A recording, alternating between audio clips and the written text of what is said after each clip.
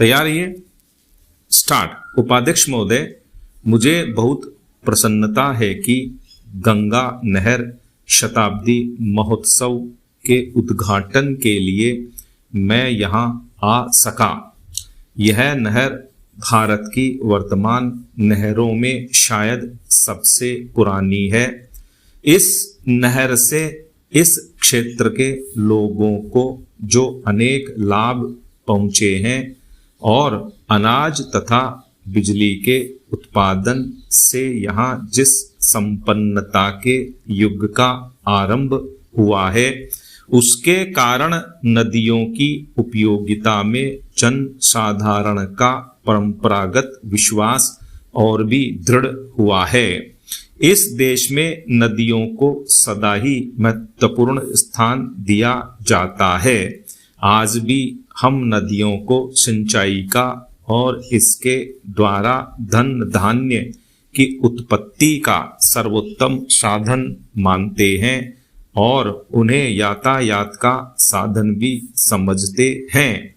आधुनिक विज्ञान ने नदियों की उपयोगिता में कुछ और वृद्धि कर दी है, जिसमें सबसे प्रमुख जल प्रपात द्वारा विद्युत शक्ति का उत्पादन है। हमारे देश में नदियों का जाल बिछा हुआ है। मैं समझता हूँ कि सिंचाई की दृष्टि से संसार में भारत का स्थान दूसरा है। केवल एक देश ही हमसे आगे बढ़ा है। भारत की जनता के लिए यह बात महत्वपूर्ण है कि नहरों की इस श्रृंखला का श्री गणेश इस देश में गंगा की नहर से हुआ। पुनीत पावन गंगा, जो एक प्रकार से हमारे प्राचीन साहित्य और पौराणिक विचारधारा का आधार रही है और जो आज भी भारतीय साहित्य तथा भारतीयों के सामाजिक और धार्मिक रीति रिवाजों पर छाई हुई है, हमारे इतिहास में एक विशेष स्थान रखती है। अब से हजारों वर्ष पूर्व भी यहाँ के लोग गंगा को पावनता का स्रोत और वरदान दात्री मानते थे। इसीलिए आज यदि वास्तव में भारत के सबसे बड़े राज्य के एक भाग ने अपनी संपन्नता गंगा की नहर से प्राप्त की है, तो हम यही कह सकते हैं कि पुरातन विचारधारा इतिहास के रूप में प्रकट हुई है।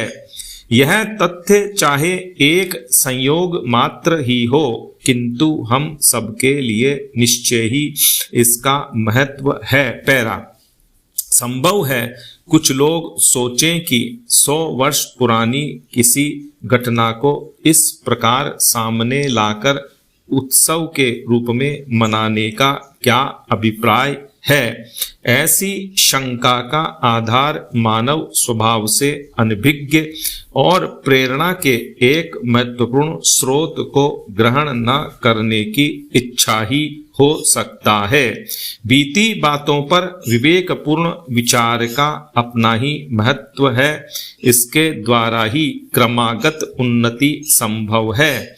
इसीलिए अतीत की सफलताओं को भावी प्रगति की नींव माना जाता है। आप मुझसे सहमत होंगे कि गंगा नहर मानव कल्याण और वैज्ञानिक विकास दोनों की दृष्टियों से एक महान सफलता है। आज जबकि हम इस सफलता की शताब्दी मना रहे हैं, तो अनिवार्य रूप से इससे हमें स्फूर्ति और प्रेरणा मिलती है।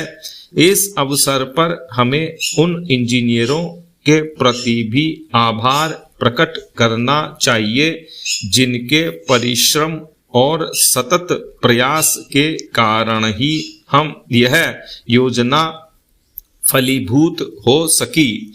आज हमें कर्नल कोटले और उनके साथी विदेशी महानुभावों का स्मरण होता है, जिन्होंने निजी प्रयत्नों से इस कठिन कार्य को संपन्न किया। स्टॉप।